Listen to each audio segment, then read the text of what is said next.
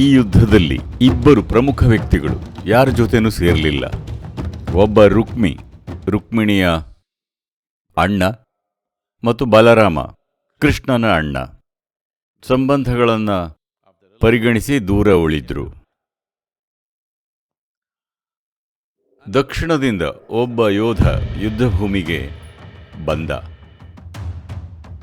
ಅವನ ಬತ್ತಳಿಕೆಯಲ್ಲಿ ಬರೀ 3 ಬಾಣಗಳಿದ್ವು ಮತ್ತು ಕೃಷ್ಣ ಮತ್ತಿತರರು ಇದ್ದರು. ಯುದ್ಧಪೂರ್ವ ಸಿದ್ಧತೆಗಳು ನಡೀತಿದ್ವು. ಈ ಯೋಧ ಬಂದ. ಅಲ್ಲಿದ್ದವರು ಬರೀ 3 ಬಾಣ ಸಾಕೆ ಅಂದರು.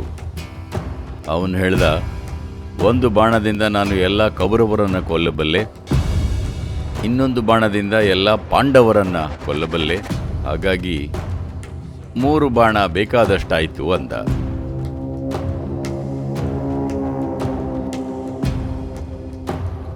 ಇವನ ಮಾತು ಕೇಳಿದ ಕೃಷ್ಣ ಹೇಳಿದ, ನಿನ್ನ ಸಾಮರ್ಥ್ಯ ಎಷ್ಟಿದೆ ಅಂತ ಯಾಕೆ ತೋರಿಸಬಾರದು ಅಂತ ಹೇಳಿ ಒಂದು ಆಲದ ಮರವನ್ನು ತೋರಿಸಿದ. ಅದರಲ್ಲಿ ಸಾವಿರಾರು ಎಲೆಗಳಿದ್ವು. ಒಂದೇ ಬಾಣದಿಂದ ಎಷ್ಟು ಎಲೆಗಳನ್ನು ಭೇದಿಸಬಲ್ಲೆ ಅಂತ ನೋಡೋಣ ಅಂದ. ಬಾರ್ಬರಿಕ ತಂತ್ರವಿದ್ಯೆಯ ಶಕ್ತಿಯನ್ನು ಬಳಸಿ 1 ಬಾಣವನ್ನು ಪ್ರಯೋಗಿಸಿದ. ಅವನು ಮರದಲ್ಲಿದ್ದ ಎಲ್ಲ ಎಲೆಗಳನ್ನು ಭೇದಿಸಿದ ಮತ್ತು ಆ ಬಾಣ ಸೀದಾ ಕೃಷ್ಣನ ಕಾಲಿನ ಬಳಿ ಬಂತು. ಅವನ ಕಾಲ ಕೆಳಗೆ ಇದ್ದ ಎಲೆಯನ್ನು ಭೇದಿಸೋಕೆ ಕಾಯ್ತಿತ್ತು. ಇದು ನಿಜಕ್ಕೂ ಅದ್ಭುತ ಅಂದ ಕೃಷ್ಣ. ಹಾಗಿದ್ರೆ ಯಾರ ಕಡೆಯಿಂದ ಯುದ್ಧ ಮಾಡ್ತೀಯ ಅಂದ. ಯಾಕಂದ್ರೆ ಅವನನ್ನ ಯಾರೂ ನೋಡಿರಲಿಲ್ಲ, ದಕ್ಷಿಣದಿಂದ ಬಂದಿದ್ದ. ಅವನದಕ್ಕೆ, ನಾನು ಸೋಲ್ತಾ ಇರೋರ ಕಡೆಯಿಂದ ಯುದ್ಧ ಮಾಡ್ತೀನಿ,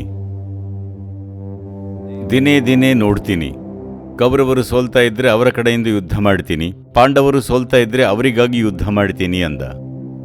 ಯಾವುದೋ ಸೈನ್ಯ ಸೋಲ್ತಿದೆ ಅಂತ ಅನ್ನಿಸಿದ ಕೂಡಲೇ ನಾನು ಅವರ ಪರ ಯುದ್ಧ ಮಾಡ್ತೀನಿ ಅಂದ. ಕೃಷ್ಣ ಈ ಪರಿಸ್ಥಿತಿಯನ್ನು ನೋಡ್ದ. ಈಗ ಈ ವ್ಯಕ್ತಿ ಯಾರ ಜೊತೆ ಇರ್ತಾನೋ ಅವರು ಗೆಲ್ಲೋ ಹಾಗಿಲ್ಲ, ಅದು ಅವನ ಸೂತ್ರ. ಯಾಕಂದ್ರೆ ನೀವು ಗೆದ್ರೆ, ಗೆಲ್ಲೋಕೆ ಶುರುವಾದ್ರೆ ಈ ವ್ಯಕ್ತಿ ಇಲ್ಲಿದ್ರೆ ಅಲ್ಲಿ ಹೋಗಿ ಸೇರ್ತಾನೆ.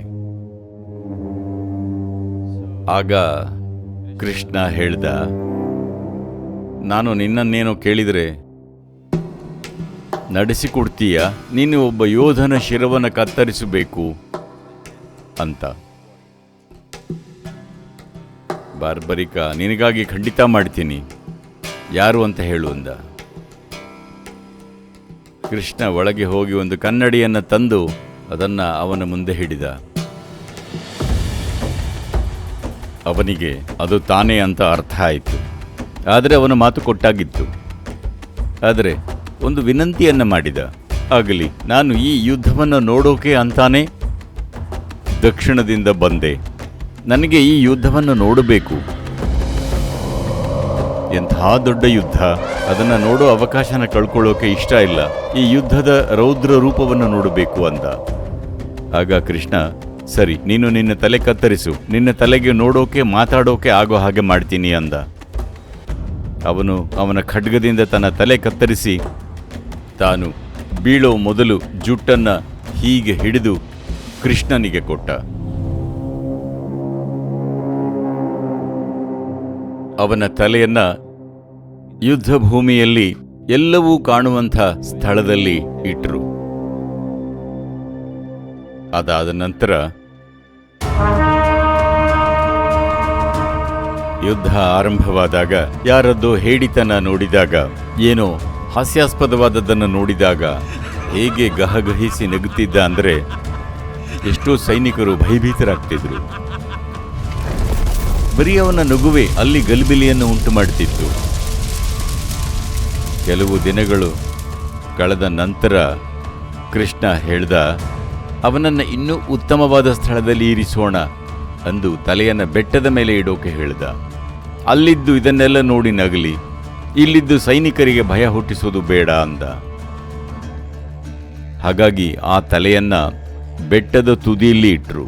ಅಲ್ಲಿಂದನೇ ಯುದ್ಧವನ್ನ ನೋಡ್ತಾ ನಗುತ್ತಾ ಹೀಯಾಳಿಸ್ತಾ ಕುಳಿತುಕೊಳ್ತು ಆ ತಲೆ. ಯುದ್ಧ ಮುಗಿದ ಮೇಲೆ ಪಾಂಡವರ ಒಂದಿಷ್ಟು ಸೈನಿಕರು ಉಳ್ಕೊಂಡಿದ್ರು. ಅವರಿಗೆ ಈ ಯುದ್ಧದಲ್ಲಿ ಯಾರು ಚೆನ್ನಾಗಿ ಯುದ್ಧ ಮಾಡಿದ್ರು ಅಂತ ತಿಳ್ಕೋಬೇಕಿತ್ತು. ಅವರು ಕೃಷ್ಣನ್ನ ಕೇಳಿದ್ರು, 18 ದಿನಗಳ ಈ ಯುದ್ಧದಲ್ಲಿ ಅತ್ಯುತ್ತಮ ಯೋಧ ಯಾರು? 18 ದಿನಗಳ ನಿಚ್ಚಳ ಕ್ರೌರ್ಯ ಮತ್ತು ಹತ್ಯೆಯಲ್ಲಿ ಅತ್ಯುತ್ತಮನಾದವನು ಯಾರು ಅಂತ. ಕೃಷ್ಣ ನಕ್ಕು ಹೇಳಿದ, ನೀವ್ಯಾಕೆ ಹೋಗಿ ಬಾರ್ಬರಿಕನ್ನ ಕೇಳಬಾರದು? ಅವನು ಅಲ್ಲಿ ಕೂತು ಚೆನ್ನಾಗಿ ನೋಡಿದ್ದಾನೆ. ಮಹಡಿ ಮೇಲೆ ಕೂತ ಹಾಗೆ ಕೂತ್ಕೊಂಡು ಏನನ್ನೂ ಬಿಡದೆ ಇಡೀ ಯುದ್ಧವನ್ನು ನೋಡಿದ್ದಾನೆ. ನಾನು ಬೇರೆ ಬೇರೆ ಕಡೆ ಇದ್ದೆ, ಕೆಲವೊಂದನ್ನು ನೋಡಿಲ್ದೇ ಇರಬಹುದು. ಅವನನ್ನು ಕೇಳಿ, ಅವನಿಗೆ ಗೊತ್ತಿರತ್ತೆ ಅಂದ. ಆಗ ಅವರು ಬೆಟ್ಟದ ತುದಿಯಲ್ಲಿದ್ದ ಬಾರ್ಬರಿಕ್ನ ತಲೆ ಹತ್ರ ಹೋಗಿ, ಯುದ್ಧದಲ್ಲಿ ಮಹಾನ್ ಯೋಧ ಯಾರು? ಜಯವನ್ನ ಗಳಿಸಿದ್ದು ಯಾರು? ಯಾವ ಯೋಧ ಮುಖ್ಯ ಪಾತ್ರ ವಹಿಸಿದ್ದು ಅಂದ್ರು. ಆಗ ಬಾರ್ಬರಿಕ ಹೇಳಿದ, ಅದು ಅರ್ಜುನನೂ ಅಲ್ಲ, ಕರ್ಣನೂ ಅಲ್ಲ, ಭೀಷ್ಮನೂ ಅಲ್ಲ, ದ್ರೋಣನೂ ಅಲ್ಲ, ಅಶ್ವತ್ಥಾಮನೂ ಅಲ್ಲ, ದೃಷ್ಟದ್ಯುಮ್ನನೂ ಅಲ್ಲ, ಪಾಂಡವರೂ ಅಲ್ಲ, ಕೌರವರೂ ಅಲ್ಲ. ಇವರ್ಯಾರೂ ವಿಜಯಕ್ಕೆ ಕಾರಣರಾಗಲಿಲ್ಲ. ಅದನ್ನ ಮಾಡಿದ್ದು ಮಾರುವೇಷದಲ್ಲಿದ್ದ ವಿಷ್ಣು. ಯುದ್ಧವನ್ನ ಗೆದ್ದಿದ್ದು ಸುದರ್ಶನ ಚಕ್ರ.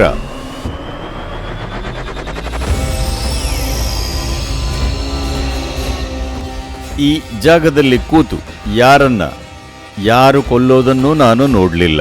ಎಲ್ಲೆಡೆ ಸುದರ್ಶನ ಚಕ್ರವೇ ಹೋಗಿ ಸಂಹಾರ ಮಾಡಿದ್ದನ್ನಷ್ಟೇ ನಾನು ನೋಡಿದ್ದು.